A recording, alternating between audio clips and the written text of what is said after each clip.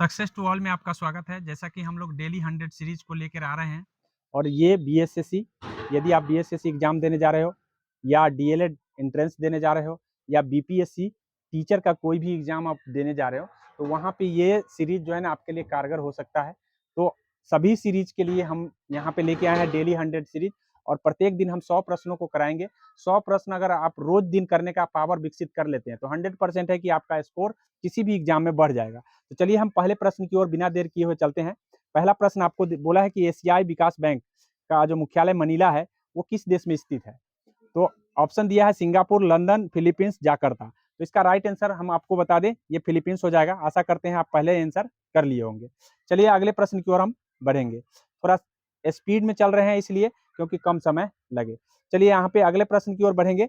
और अगला प्रश्न आपका देखिए, सार्क का 8वां सदस्य बोला है। तो जैसा कि आपको पता होगा कि सार्क का स्थापना 1985 में हुआ था। 1985 में हुए थे। और सार्क का जो अंतिम सदस्य बना है वो आपको ध्यान रखना है, अफगानिस्तान बने हैं, ये आपको ध्यान रखना है। इसका राइट आंसर डी हो जाएगा। इस तरह से ध्यान रखिए। अगले प्रश्न की ओर बढ़ते हैं। और अगला प्रश्न आपसे आसियान का मुख्यालय पूछा है। तो आसियान का मुख्यालय, छोटे छोटे प्रश्न हम गलती कर लेते हैं एग्जाम में, इसलिए ध्यान रखिए कि प्रश्न को करने का आदत विकसित कर लीजिए। यहाँ पे देखिए, यहाँ पे बोला है जाकर्ता, पेशावर, काठमांडू, नई दिल्ली। तो सार्क का मुख्यालय, आपको आसियान का मुख्यालय जो है आपको ध्यान रखना है जाकर्ता, इंडोनेशिया की राजधानी जाकर्ता में है। हालांकि इसकी राजधानी जो है ना बदल गई है, अभी फिलहाल राजधानी इसका जाकर्ता ही है। अगले प्रश्न की ओर बढ़ेंगे। और अगला प्रश्न जो है आपका, रेड क्रॉस की स्थापना संस्थापक किसे माना जाता है। John Wilson, Henry Dunant, George Bush, Abraham Lincoln. तो जब हम करा रहे थे आपको तो ये बता चुके हैं हम उस समय। इसका राइट आंसर हो जाएगा हेनरी डुनेंट। अगले प्रश्न की ओर बढ़ेंगे। और नेक्स्ट प्रश्न आपका है इंटरपोल का मुख्यालय। ये भी चीज हम करा चुके हैं। आपने यदि नहीं देखा है तो उसको अच्छे से देख लीजिए, क्योंकि स्टैटिक जीके के में हमने ऑलरेडी सारे चीज करा चुके हैं। चलिए यहाँ देखिए, यहाँ पर ऑप्शन है पेरिस, लंदन, लियोन्स। तो लियोन्स फ्रांस में ही आपका मुख्यालय इंटरपोल का पड़ता है। इस बातों को ध्यान कर लीजिए। अगले प्रश्न की ओर बढ़ेंगे। और अगला प्रश्न आपका है 2023 में अंतर्राष्ट्रीय बुकर पुरस्कार। अंतर्राष्ट्रीय बुकर पुरस्कार किसे प्रदान किया गया है। तो 2023 में आपको ध्यान रखना है, यहाँ पे ऑप्शन सारे के सारे नहीं है, क्योंकि यहाँ पे ऑप्शन ही नहीं है, ये पहले वाला ऑप्शन डाला गया हुआ है। इसका राइट आंसर हो जाएगा जॉर्जी गोस्पी डिनो। जॉर्जी गोस्पी डिनो, इसको सही कर लीजिएगा। ठीक है, अगले प्रश्न की ओर बढ़ेंगे। और अगला प्रश्न है, वर्तमान में भारत के अटॉर्नी जनरल ऑफ इंडिया, वर्तमान में भारत के अटॉर्नी जनरल ऑफ इंडिया। तो ये प्रीवियस ईयर है, ये बदल चुका है। ये भी आप इसको क्रॉस कर लीजिए, आर वेंकट रमनी है, आर वेंकट रमनी, वेंकट रमनी। ठीक है, इस बात को ध्यान कर लीजिए, आर वेंकट रमनी अभी वर्तमान में अटॉर्नी जनरल ऑफ इंडिया है, और सोलिसिटर जनरल तुषार मेहता है। इस बातों को ध्यान रखेंगे। अगले प्रश्न की ओर बढ़ेंगे। और नेक्स्ट प्रश्न देखिए, नेक्स्ट प्रश्न आपका है, वर्तमान में संयुक्त राष्ट्र महासचिव कौन है। संयुक्त राष्ट्र के महासचिव कौन है। ऑप्शन दिया है अमीना मोहम्मद, उसके बाद है Antonio Guterres, Peter Thomas, Jim Yong. तो इसका राइट आंसर एंटोनियो गुतेरस है, जो कि पुर्तगाल के हैं, पुर्तगाल। इसको याद रखेंगे। और पुर्तगाल की राजधानी लिस्बन है। इस बातों को ध्यान रखेंगे। अगले प्रश्न की ओर बढ़ेंगे। और अगला प्रश्न, 17वां प्रवासी दिवस 2023 कहाँ कहाँ आयोजित किया गया है। तो 17वां प्रवासी दिवस जो है ना, इनमें से कोई नहीं है, ध्यान रखेंगे। अगर आपने जवाब दे दिया है तो वो गलत है, इनमें से कोई नहीं है। इंदौर में हुआ है 17वां प्रवासी भारतीय दिवस। ठीक है, इंदौर मध्य प्रदेश, इंदौर मध्य प्रदेश प्रवासी भारतीय दिवस हम लोग मनाया गया है इंदौर में। अगला प्रश्न आप आसान सा सवाल है, आसान सवाल है, आप आसानी से जवाब दे देंगे। यहाँ बोला है 1556 में पानीपत की लड़ाई अकबर और किसके बीच हुआ था। तो ऑप्शन में दिया है बाबर है, सिकंदर है। उसके बाद मैं और भी ऑप्शन दिखा दे रहा हूँ आपको। ऑप्शन है हेम्यू है और अहमद शाह है। तो आसान से आप जवाब दे दिए होंगे। यदि आपने जवाब नहीं दिया है तो इसका राइट आंसर अकबर और हेमू के बीच जो है ना पानीपत की दूसरी लड़ाई, और बाबर और इब्राहिम लोदी के बीच पानीपत की प्रथम लड़ाई 1526 में हुई थी। बाबरनामा के लेखक कौन है, ये पूछा गया है। जहांगीर है, औरंगजेब है, शाहजहां है, बाबर है। तो इसका राइट आंसर हो जाएगा बाबर। बाबरनामा के लेखक बाबर है। इस बातों को ध्यान रखेंगे। अगले प्रश्न की ओर अब हम बढ़ेंगे। अब बाबरनामा पूछा जाता है कि किस भाषा में लिखा गया था। तो बाबरनामा आपको ध्यान रखना है तुर्की भाषा में लिखा गया था। लेकिन याद रखेंगे, यहाँ से जो भी आत्मकथा जिसकी भी लिखा गया हो वो फारसी भाषा में, क्योंकि मुगलों की जो दरबारी भाषा थी वो फारसी थी, इसीलिए वहां से ट्रांसफर कर दिया गया, क्योंकि बाबर पहली बार आया था तुर्क से, इसलिए करके वो तुर्की भाषा में लिखा था, बाद बाकी सभी फारसी में आपको देखने को मिलेगा। इस तरह से आपको ये बात ध्यान रखना है। अगले प्रश्न की ओर बढ़ेंगे। राजस्थान के किस शहर में किस शहर को राजस्थान का हृदय कहा जाता है? तो आप जयपुर दिया है, अजमेर दिया हुआ है, उदयपुर दिया है, चित्तौड़गढ़ दिया है, तो इसका राइट आंसर जो हो जाएगा, जो है आपको ध्यान रखना है जयपुर को। जयपुर को राजस्थान का हृदय कहा गया है, हालांकि इसकी राजधानी भी है, इस बातों को ध्यान रखेंगे। अगले प्रश्न की ओर बढ़ेंगे। पटाका किस देश की मुद्रा है? सिंगापुर है, मकाऊ है, जापान है, इंडोनेशिया है। तो इसका राइट आंसर हो जाएगा जापान का मुद्रा जो है ना पटाका है, इस बातों को ध्यान कर लीजिए। अगले प्रश्न की ओर बढ़ेंगे। एन एन भी है और पटाका भी है, इस बातों को ध्यान रखिए। अगले अगले बढ़ेंगे। अर्थशास्त्र के जनक किसे कहा जाता है? तो अर्थशास्त्र के जनक आपको ऑप्शन में दिया है Adam Smith, Pigou, John Marshall और एगनर। इसके राइट आंसर हो जाएंगे एडम स्मिथ, ठीक है, अर्थशास्त्र के जनक है। हालांकि प्राचीन अर्थशास्त्र, मौर्य काल की अर्थशास्त्र का जनक कौटिल्य, जिसको हम विष्णुगुप्त कहते हैं। अगले प्रश्न की ओर बढ़ेंगे और अगला प्रश्न है, महाराष्ट्र राज्य में लोकसभा कितने सदस्य हैं? लोकसभा के कितने सदस्य हैं महाराष्ट्र राज्य में? ऑप्शन आपको दिख रहा है, ऑप्शन आप देखिए। पहला ऑप्शन दिया है, ऑप्शन पहला दिया है 36 है, दूसरा 40 है, तीसरा 48 है और चौथा ऑप्शन जो है 55 है। कौन सा होगा आप लगाइए। तो जो महाराष्ट्र में है वो लोकसभा सीट की संख्या 48 है। बात कर ले बिहार की, तो बिहार में 40 है, इस बातों को ध्यान रखेंगे। 42 कहाँ की है? तो 42 पश्चिम बंगाल की है, इस बातों को भी ध्यान रखेंगे कि 42 पश्चिम बंगाल है। और सबसे ज्यादा अगर आपसे पूछा जाए कि कहाँ है, तो सबसे ज्यादा आपका उत्तर प्रदेश में है और उसकी संख्या 80 है। 80 सबसे ज्यादा है जो कि उत्तर प्रदेश में है। तो इतनी बातें आपको ध्यान रखना है। अगले प्रश्न की ओर बढ़ेंगे। बोला शिरडी धाम भारत के किस राज्य में स्थित है? शिरडी धाम भारत के किस राज्य में स्थित है? केरल में, तमिलनाडु में, ठीक है, कर्नाटक में, महाराष्ट्र में। आपको ध्यान रखना है शिरडी धाम महाराष्ट्र में है, इस बातों को ध्यान रखेंगे और इस तरह से आपको ध्यान रखना है। अगले प्रश्न की ओर बढ़ेंगे। अगला प्रश्न है कि 7 टापुओं का नगर किसे कहा गया है? तो 7 टापुओं का ऑप्शन दिया गया है कोलकाता, दिल्ली, मद्रास, मुंबई। आशा करते हैं आप जवाब दे दिए होंगे। इसका राइट आंसर मुंबई है, 7 टापुओं का नगर है मुंबई। अगले प्रश्न की ओर बढ़ेंगे और अगला प्रश्न आपसे बोला है, भारत में मौसम वेधशाला कहाँ स्थित है? भारत में मौसम वेधशाला हालांकि कई जगहों पर है, लेकिन इस ऑप्शन में एक ही जगह होगा जहां मौसम वेधशाला है। तो आपको ध्यान रखना है, और नासिक है, पुणे है, और मुंबई है, औरंगाबाद है। इसका राइट आंसर मुंबई होगा, मुंबई में मौसम वेधशाला है। अगले प्रश्न की ओर बढ़ेंगे और अगला प्रश्न, भाभा परमाणु अनुसंधान केंद्र कहाँ स्थित है? नासिक है, पुणे है, ट्राम्बे है और बंगलौर है। इसका राइट आंसर ट्राम्बे, ट्राम्बे में भाभा परमाणु अनुसंधान केंद्र है। अगले प्रश्न की ओर बढ़ेंगे और अगला प्रश्न, बंबई का नाम मुंबई किस वर्ष कर दिया गया? तो यहाँ पे बोला है कि बंबई का नाम किस वर्ष मुंबई कर दिया गया है। ऑप्शन में आप देख लीजिए, ऑप्शन में क्या दिया है। ऑप्शन में दिया है 1985, 1990, 1992, 1995। आशा करते हैं आप इसका जवाब ढूंढ लिए होंगे। इसका राइट आंसर जो हो जाएगा, इसका राइट आंसर हो जाएगा आपको 1995। 1995 इज द एक्यूरेट आंसर। अगले प्रश्न की ओर बढ़ते हैं और महाभाष्य का संबंध पूछा है किससे है? महाभाष्य का संबंध किससे है? राजनीति से, व्याकरण से, दर्शन से और सामाजिक से। तो आप आंसर ढूंढ लिए होंगे। महाभाष्य जो है ये पाणिनि का ही रचना है, इसलिए व्याकरण से संबंधित है। व्याकरण से पाणिनि का नहीं, आपको ध्यान रखना पतंजलि का है। तो इस तरह से महाभाष्य जो है आपको ये व्याकरण से ही संबंधित है, इस बात को ध्यान रखेंगे। अगले प्रश्न की ओर बढ़ेंगे और अगला प्रश्न आपका है, अगला प्रश्न, सार्क का अध्यक्ष कौन थे? पहला अध्यक्ष कौन थे? HM इरदसा है, HS गंगोई है, H हेमराल्ड है और BH थकपई है।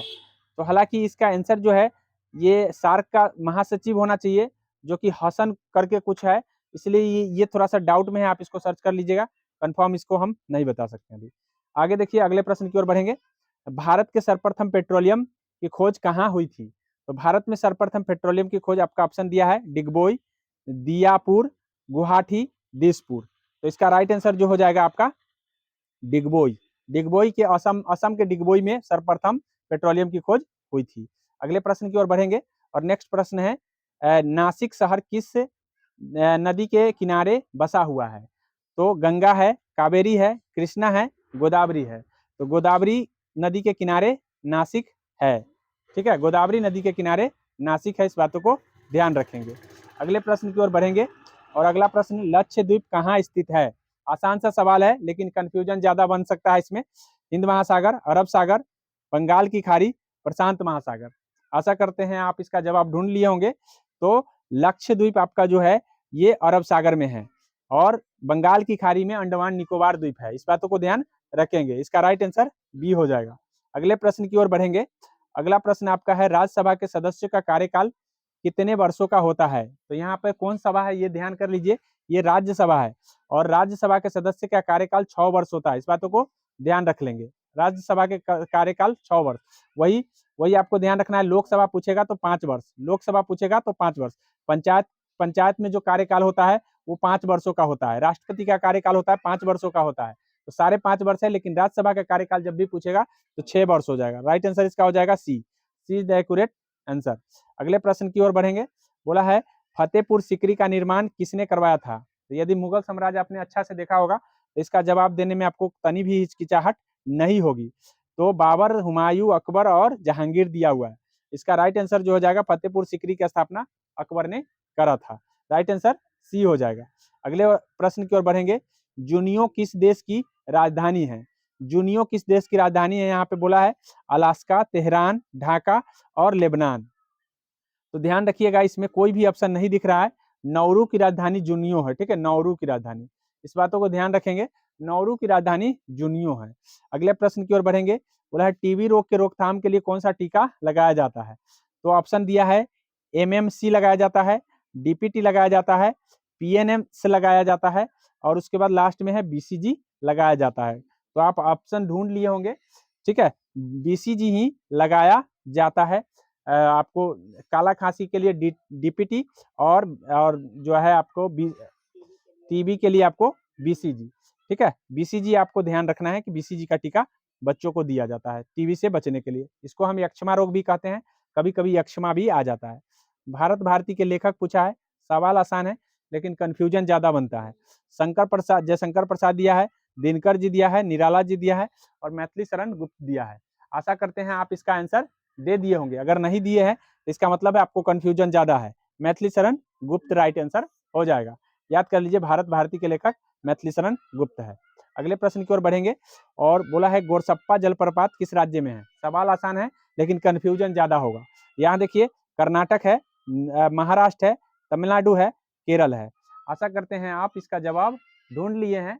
यदि आप ढूंढने में असमर्थ है इसका मतलब अभी भी कंफ्यूजन है आपको। ठीक है, तो गोरसप्पा को हम जोग भी बोलते हैं, जोग जलप्रपात इसी का नाम है और यह जो है ना कर्नाटक में, ठीक है, शरावती नदी के किनारे है। इस बातों को ध्यान रखना है।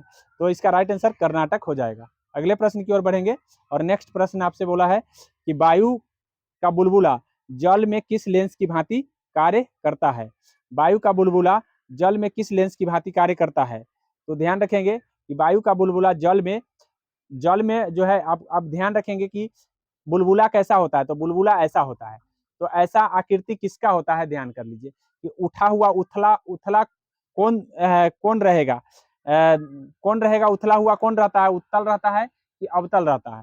तो ये देखिए, ये हो गया धंसा हुआ अवतल होता है और उथला जो होगा वो उत्तल होता है। लेकिन यहाँ बोला है वायु का बुलबुला जल के अंदर काम, तो उल्टा काम करने लग जाता है। उल्टा काम करने लग जाता है, इसका मतलब अवतल की भांति काम करना चाहिए उसको उत्तल की भांति, करने लग जाता है अवतल की भांति, उल्टा काम करने लग जाता है। तो इस बातों को ध्यान रखेंगे। ठीक है, लेकिन यही चीज बुलबुला सीधे पूछेगा, जल के अंदर नहीं पूछेगा तो आपका आंसर उत्तल हो जाता है। इस तरह से आपको ध्यान रखना है। बोला सोने की कोलार खान कहाँ स्थित है? तो यहाँ पे ऑप्शन दिया है मध्य प्रदेश, छत्तीसगढ़, महाराष्ट्र और कर्नाटक। तो कोलार जो है ना कर्नाटक में स्थित है। इस बातों को ध्यान रखिए, कोलार जो है कहाँ है? कर्नाटक में है। इतना बात आपको ध्यान रखना है। आगे बोला है ध्वनि की चाल अधिकतम किसमें होती है? ध्वनि की चाल अधिकतम किसमें होती है? ऑप्शन दिया है जल, हवा, उसके बाद आपका ऑप्शन है सल्फर, सल्फर, इस्पात। ऐसे प्रश्न आप बच्चे को काफी कंफ्यूज करते हैं। इस बातों को ध्यान कर लीजिए कि ऐसे प्रश्न का जवाब देने के लिए थोड़ा सा स्थिरता माइंड में बनाएंगे। ध्वनि बोला है तो ध्वनि का याद कर लीजिए। ध्वनि जो है ना निर्वात में नहीं चलता है, पहली बात। दूसरी बात, इसका सबसे अधिक चाल ठोस में होता है, ठोस में सबसे अधिक चाल होता है। दूसरे नंबर पर द्रव में होता है और तीसरे नंबर पर गैस, अर्थात सबसे कम कहाँ होता है? गैस में।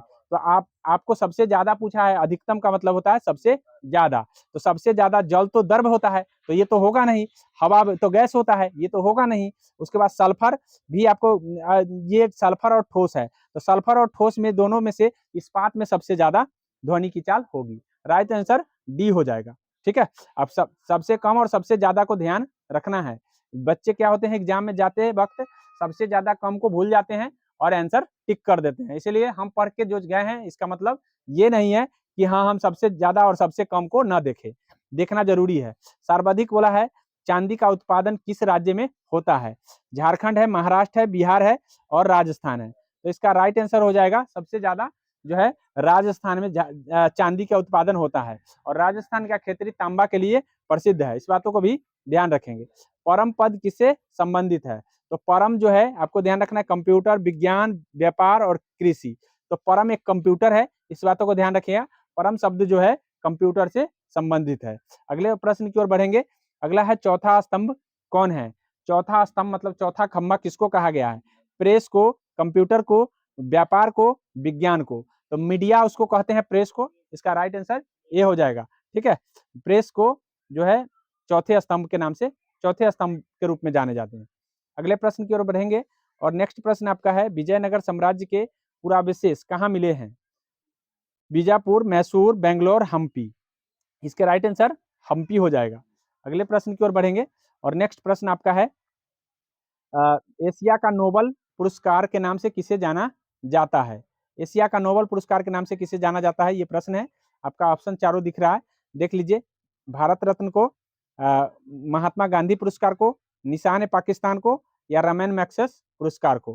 तो इसका राइट आंसर जो हो जाएगा, आपका ये ध्यान रखिएगा, राइट आंसर इसका हो जाएगा रमन मैग्सेस पुरस्कार एशिया का नोबल पुरस्कार है। ये आंसर डी हो जाएंगे। ठीक है, इस बातों को ध्यान रखेंगे। अगले प्रश्न की ओर बढ़ेंगे और नेक्स्ट प्रश्न है भुगतान संतुलन शब्द किससे संबंधित है? आयात निर्यात, आय से, सिर्फ व्यय से, इनमें से कोई नहीं। आशा करते हैं जवाब आप दे दिए होंगे। आयात निर्यात अगर बराबर हो तो भुगतान संतुलन होता है, इसलिए राइट आंसर इसका ए हो जाएगा। अगले प्रश्न की ओर बढ़ेंगे और नेक्स्ट प्रश्न है निम्न में से किस भारतीय महिला को 2 बार एवरेस्ट पर चढ़ने की सफलता प्राप्त की है? मतलब वो भारतीय महिला कौन है जो 2 बार एवरेस्ट के शिखर पर चढ़ा है? तो आरती शाह लिखा हुआ है, संतोष यादव लिखा हुआ है, जयंती पटनायक लिखा है और मैरी कॉम लिखा है। इसका राइट आंसर संतोष यादव हो जाएगा, जो 2 बार जो है ना एवरेस्ट पर चढ़ने वाले प्रथम महिला है। 2 बार, ध्यान रखेंगे। और इंग्लिश चैनल को पार करने वाला प्रथम भारतीय महिला पूछेगा तो आरती शाह हो जाएगा। इस बातों को ध्यान रखेंगे। अगले प्रश्न की ओर बढ़ेंगे।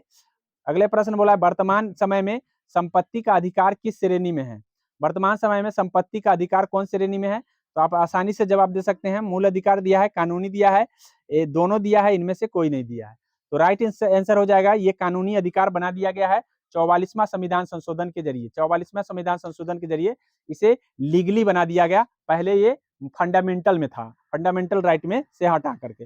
अगला प्रश्न आपका है कि भारतीय संविधान की प्रस्तावना में पंथ निरपेक्ष, समाजवादी और अखंडता शब्द को किस संविधान संशोधन ने दिया है?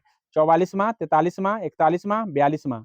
तो अभी हम आपको बताएं कि 44वां तो होगा नहीं, राइट आंसर इसका हो जाएगा 42वां। 42वां संविधान संशोधन के जरिए ये सारे शब्द को जोड़े गए हैं। प्रस्तावना में मात्र एक ही बार संशोधन हुआ है और वो भी 42वां 1976 में हुआ था। अगले प्रश्न की ओर बढ़ेंगे और नेक्स्ट प्रश्न किस संविधान संशोधन के द्वारा मतदाता की आयु 21 वर्ष से घटा करके 18 वर्ष कर दिया गया था? तो ये पहले भी हम डिस्कशन कर चुके हैं। 54वां दिया हुआ है, 59वां दिया है, 61वां दिया है, 71वां दिया है। आशा करते हैं आप इसका जवाब दे दिए होंगे। इसका राइट आंसर हो जाएगा 61वां संविधान संशोधन। ठीक है, 1989 में जो है ये आया था। इस तरह से आपको ध्यान रखना है। अगले प्रश्न की ओर बढ़ेंगे और अगला प्रश्न है केंद्रीय नमक समुद्री रसायन अनुसंधान संस्थान कहाँ स्थित है? तो केंद्रीय नमक जो है समुद्री अनुसंधान संस्थान, ऑप्शन में दिया है सूरत, भुज, अहमदाबाद, भावनगर। तो इसका राइट आंसर आप दे दिए होंगे, नहीं दिए हैं तो इसका मतलब आपको अभी कंफर्म नहीं है। भावनगर में समुद्री नमक अनुसंधान संस्थान भावनगर गुजरात में पड़ता है। अगले प्रश्न की ओर बढ़ेंगे और अगला प्रश्न देखिए, इंग्लिश चैनल को तैरकर पार करने वाले प्रथम भारतीय कौन है? अभी हम बताए हैं प्रथम भारतीय कौन है? बाछेंद्री पाल, राकेश शर्मा, मिहिर सेन और ले चरणम। तो अगर महिला यहाँ पे होता तो हो जाता आपको आरती शाह। कौन हो जाता? आरती शाह। लेकिन यहाँ पे राइट आंसर मिहिर सेन होगा। इंग्लिश चैनल को पार करने वाले सीधे पुरुष पूछा है तो यहाँ पे हो जाएगा मिहिर सेन। अगले प्रश्न की ओर बढ़ेंगे और अगला प्रश्न, भारत में मुख्य न्यायाधीश कौन थे? भारत में मुख्य न्यायाधीश कौन थे? हीरालाल जे कनिया, फातिमा बीबी, ठीक है, सैयद महमूद और अन्ना जॉर्ज। तो कौन होगा इसका प्रथम मुख्य न्यायाधीश पूछा है तो आपको हीरालाल जे कानिया इसका राइट आंसर हो जाएगा। लेकिन अगर ध्यान रखेंगे कि सुप्रीम कोर्ट की प्रथम महिला जज पूछेगा तो फातिमा बीबी होगा, हाल ही में इनके निधन हो गया है, और अन्ना जॉर्ज हाई कोर्ट के महिला न्यायाधीश बनने वाली हैं। तो इस तरह से आपको ध्यान रखना है सभी के बारे में। अगला प्रश्न आपसे बोला, संसद की आतंकवादी हमला कब हुए थे? संसद पर आतंकवादी हमले कब हुए थे? तो संसद पर आतंकवादी हमला 2000 में, 1999 में, 2000 में और 2001 में। इसका राइट आंसर क्या हो जाएगा? 2001। 2001 में संसद पर आतंकवादी हमले हुए थे। भारत के प्रथम फील्ड मार्शल कौन थे? भारत के प्रथम फील्ड मार्शल कौन थे? S Mukherjee, general Cariappa, general Manekshaw या रामदास कटारी। कौन होगा? आप इसका जवाब दे दीजिए। जवाब इसका राइट आंसर हो जाएगा आपको जनरल मानेकशॉ, जनरल मानेकशॉ। अगले प्रश्न की ओर बढ़ेंगे और अगला प्रश्न है कि वित्त आयोग के प्रथम अध्यक्ष कौन थे? केसी त्यागी, केसी नियोगी, केसी सहाय या के बनर्जी। यदि आपने जवाब के बनर्जी दिया है तो गलत दिया है, के सहाय दिया है तो गलत दिया है, और के सी त्यागी दिया है तो गलत है। केसी नियोगी होगा वित्त आयोग के प्रथम अध्यक्ष। अगले प्रश्न की ओर बढ़ेंगे। अगला प्रश्न आपसे देख लीजिए, बोला है कि हिंदी कब संघ की भाषा बन गई? हिंदी कब संघ की भाषा बन गई? 1953, 1956, 1958, 1949। यदि आपने जवाब 1953 दिया है गलत दे दिया है, 1956 दिया है तब भी गलत है, 1958 दिया है तब भी गलत है। राइट आंसर उसका हो जाएगा 1949। 1949 में हिंदी को संघ की भाषा बना दिया गया और भाषा का जो संबंध है संविधान के भाग 17 में है और अनुच्छेद 343 से लेकर 352 तक भाषा संबंधित बातें की गई है। तो इस बातों को ध्यान रखेंगे। 343 है, 343, ठीक है। आगे प्रश्न की ओर बढ़ेंगे। अगला प्रश्न है आपका, कौन विटामिन जल में घुलनशील है? Vitamin A, vitamin B, vitamin D, vitamin K. कौन विटामिन क्या है? कौन विटामिन जो है जल में घुलनशील है ये पूछा है। तो विटामिन आपको यहाँ पे जवाब दे दिए होंगे, याद रखेंगे विटामिन बी और सी, बी एंड सी जल में घुलनशील है, बाद बाकी सभी वसा में घुलनशील है। इस बातों को ध्यान रखें। इसका राइट आंसर जल में घुलनशील बी हो जाएगा, ठीक है। अगला है, गोवा किस नदी के किनारे स्थित है? गोवा किस नदी के किनारे स्थित है ये पूछा है। तो गोवा जो है आपको ध्यान रखना है, छिप्रा, गंगा, मांडोवी और उसके बाद है रावती, ठीक है। कौन कौन नदी के किनारे है? तो इसका राइट आंसर जो हो जाएगा ये जो है मांडवी नदी के किनारे गोवा है। राइट आंसर मांडवी नदी के किनारे है। अगले प्रश्न है, गुट निरपेक्ष आंदोलन के प्रथम सम्मेलन कहाँ हुए थे? तो गुट निरपेक्ष आंदोलन पेरिस दिया है, लंदन दिया है, न्यूयॉर्क दिया है, बेलग्रेड। आशा करते हैं जवाब दे दिए होंगे। यूगोस्लाविया के बेलग्रेड में गुट निरपेक्ष आंदोलन पहली बार हुआ था, ठीक है। और बुलंद दरवाजा का निर्माण किसने करवाया था? यदि आपने मुगल साम्राज्य पढ़ा होगा तो आसानी से जवाब दे देंगे, शाहजहां, जहांगीर, औरंगजेब, अकबर। इसका राइट आंसर जो हो जाएगा, बुलंद दरवाजा गुजरात विजय के उपलक्ष्य में अकबर ने बनवाया था। राइट आंसर अकबर हो जाएगा। अगले प्रश्न की ओर बढ़ेंगे और चंद्रमा पर मानव भेजने वाला प्रथम देश कौन है? तो चंद्रमा पर मानव भेजने वाला सोवियत संघ, अमेरिका, जर्मनी, इंग्लैंड। अब आप जवाब आसानी से दे दिए होंगे कि नील आर्मस्ट्रांग को अमेरिका ने पहली बार चंद्रमा पर भेजा था। लेकिन अंतरिक्ष में मानव भेजने वाला अगर आपसे पूछा जाएगा तो उसका आंसर सोवियत संघ या रूस होगा। इस बातों को ध्यान रखिएगा। अगले प्रश्न की ओर बढ़ेंगे और अगला प्रश्न, भूमिगत मेट्रो रेल प्रारंभ करने वाला प्रथम देश कौन है? भूमिगत मेट्रो रेल प्रारंभ करने वाला प्रथम देश बोला है जापान, यूएसए, फ्रांस, इंग्लैंड। तो सबसे पहले इंग्लैंड में भूमिगत मेट्रो रेल चालू हुआ था। राइट आंसर इसका डी हो जाएगा। ठीक है, अगले अगले प्रश्न की ओर बढ़ेंगे और अगला कागजी मुद्रा जारी करने वाला प्रथम देश पूछा है। पहला फ्रांस है, दूसरा जर्मनी है, तीसरा चीन है और चौथा कनाडा है। तो आप इसका जवाब आसानी से दे दिए होंगे। इसका राइट आंसर जो हो जाएगा, प्रथम बार कागजी मुद्रा जो है चीन ने जारी किया था। अगले प्रश्न की ओर बढ़ेंगे और अगला प्रश्न बोला है किस ग्रंथि को सही रूप से कार्य नहीं करने पर मधुमेह रोग हो जाता है, ये पूछा है। तो अग्नाशय दिया है, थायराइड दिया है, अमाशय दिया है और जनन ग्रंथि दिया है। तो याद रखेंगे कि हमारे एक शरीर में एक ग्रंथि है जिसका नाम है आपका अग्नाशय, जहां इंसुलिन हार्मोन निकलता है। अगर ये खराब हो जाए तो इंसुलिन हार्मोन निकलना बंद हो जाएगा और ये इससे मधुमेह रोग, इसको हम डायबिटीज कहते हैं, डायबिटीज हो जाता है। तो राइट आंसर इसका ये हो जाएगा।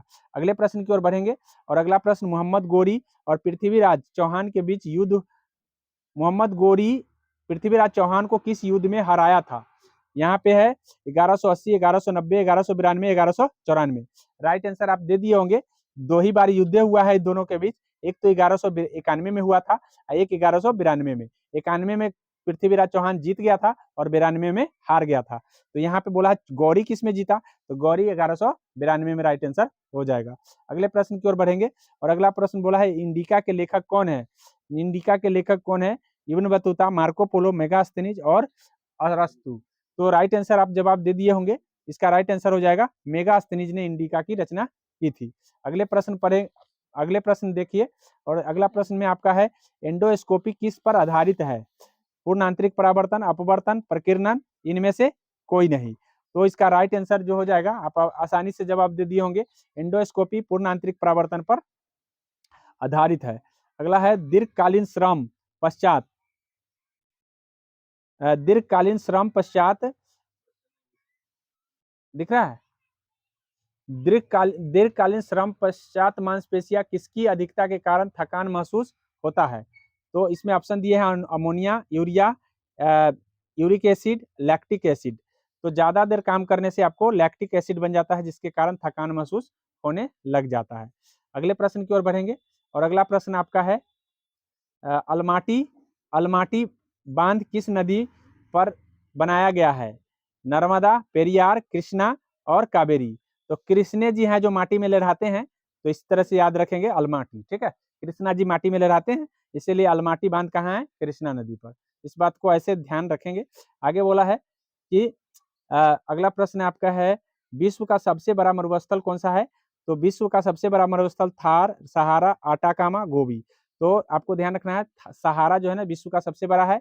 अगर आपसे पूछा जाए कि एशिया का कौन है, तो गोबी सबसे बड़ा है, गोबी। और थार अगर पूछा जाए तो भारत का सबसे बड़ा है। ठीक है, और आटाकामा मरुस्थल जो है ना अर्जेंटीना आपका है, दक्षिणी साउथ अमेरिका में पड़ता है। और गोबी आपको पता है कि मंगोलिया में पड़ता है। इस तरह से सारे लोकेशन भी याद रखना जरूरी है। ये प्रश्न पहले भी हो चुका है, आप इसका जवाब आसानी से दे सकते हैं। गुलिवर ट्रेवल्स के लेखक कौन है? जॉन मेसफील्ड है, जॉन गुंथर्स है, जोनाथन स्विफ्ट है या जॉन बर्नार्ड शो है। तो आप अगर इसका जवाब ये चुने हैं तो गलत है, ये भी चुने हैं तो गलत है और ये भी चुने तो गलत।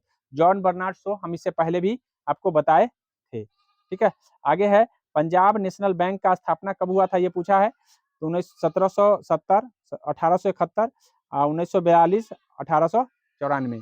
इसका राइट आंसर जो हो जाएगा आप देख लीजिए, 1800 यहाँ पे हो जाएगा, 94 में पीएनबी की स्थापना हुआ था। अगले प्रश्न की ओर बढ़ेंगे और अगला प्रश्न, ग्रेट कैनियन किस नदी पर अवस्थित है? कोलोरेडो है, सीन है, उसके बाद है आपका कोलोरेडो हो गया, सीन हो गया, उसके बाद नील है और टाइग्रिस है। तो राइट आंसर इसका कोलोरेडो पर है, ग्रैंड कैनियन। अगला है, अगले प्रश्न की ओर बढ़ेंगे, द सोशल कॉन्ट्रैक्ट के लेखक कौन है? होमर, प्लेटो, रूसो और कार्ल मार्क्स। तो इस पहले भी हो चुका है, रूसो जो है ना इसका राइट आंसर हो जाएगा। अगले प्रश्न की ओर बढ़ते हैं, राज्यपाल की नियुक्ति कौन करता है? प्रधानमंत्री, मुख्य न्यायाधीश, राष्ट्रपति और लोकसभा। तो नियुक्ति की बात करें तो राष्ट्रपति के द्वारा किया जाता है। राष्ट्रपति नियुक्त करते हैं और शपथ दिलाते हैं हाई कोर्ट के मुख्य न्यायाधीश। उकाई परियोजना किस नदी पर है? उकाई परियोजना पेरियार नदी, ताप्ती नदी, नर्मदा नदी और कावेरी नदी। ये पहले भी हो चुका है। ताप्ती नदी पर जो है उकाई परियोजना है। अगले प्रश्न की ओर बढ़ेंगे और अगला प्रश्न, टिप्पू सुल्तान अपनी राजधानी कहाँ स्थापित किया था? श्रीरंगपट्टनम, कांची, तंजौर और कावेरी पट्टनम। तो इसका राइट आंसर हो जाएगा श्रीरंगपट्टनम में। बोला है सर विलियम जोन्स के द्वारा एशियाटिक सोसाइटी की स्थापना कब किया गया था? तो 1680, 1780, 1784 और 1684। है आसान प्रश्न लेकिन कंफ्यूजन का विषय है। जवाब आप दे दीजिए। जवाब इसका राइट आंसर जो हो जाएगा 1784। 1784 में सर विलियम जोन्स के द्वारा एशियाटिक सोसाइटी की स्थापना किया गया था। डायलिसिस किसे रखा जाता है? डायलिसिस पर किसे रखा जाता है? किडनी रोगी को, हृदय रोगी को, कैंसर रोगी को और कुष्ठ रोगी को। तो किडनी जिसका खराब होता है उसी का डायलिसिस किया जाता है। अगले प्रश्न की ओर बढ़ेंगे और नेक्स्ट प्रश्न है, असत्य फल का निर्माण किससे होता है? अंडाशय से, जयांग से, पुंकेसर से, सभी से। तो इसमें से असत्य फल का निर्माण किसी से नहीं होता है, बाह्य दलपुंज और पुष्पासन से होता है। पुष्पासन और बाह्य दलपुंज से असत्य फल का निर्माण होता है। सत्य फल का निर्माण अंडाशय से होता है। इस बातों को ध्यान रखेंगे। अगले प्रश्न की ओर बढ़ेंगे और नेक्स्ट प्रश्न आपका है, हुंड जलप्रपात किस नदी पर है? तो हुंड जलप्रपात आपको ध्यान रखना है, दामोदर है, महानदी है, स्वर्ण रेखा है और नर्मदा है। जवाब आप दे दिए होंगे। यदि आप नहीं दिए हैं तो स्वर्ण रेखा नदी पर हुंडरू जलप्रपात है। यहाँ हुंडू लिखा है, हुंडरू होगा। हुंडरू जलप्रपात जो है ना स्वर्ण रेखा नदी पर है। अवध का अंतिम शासक कौन है? ठीक है, सिराजुद्दौला, शुजाउद्दौला, मीर जाफर और लास्ट जो है यहाँ पे दिया है वाजिद अली शाह। तो अवध के कौन सब मतलब है? तो यदि आपने वो तीनों दिया है तो गलत दे दिया है। वाजिद अली शाह जो है लास्ट जो है ना अंतिम शासक है, आपको ध्यान रखना है। बोला है मानस वन्य जीव अभयारण्य कहाँ पर स्थित है? गुजरात में, महाराष्ट्र में, राजस्थान में, असम में। इसका राइट आंसर जो हो जाएगा असम में मानस वन्य जीव अभयारण्य पड़ता है। अगले प्रश्न की ओर बढ़ेंगे और अगला प्रश्न, उत्तकों का अध्ययन क्या कहलाता है? Phycology, mycology, histology, saurology. कौन होगा उत्तकों का अध्ययन? चुन लिए होंगे, आशा करते हैं कि चुन लिए होंगे। इसका राइट आंसर जो होगा हिस्टोलॉजी के अंतर्गत हम उत्तकों का अध्ययन करते हैं। ठीक है, और सोरोलॉजी के अंतर्गत छिपकलियों का अध्ययन किया जाता है। अगले प्रश्न की ओर बढ़ेंगे।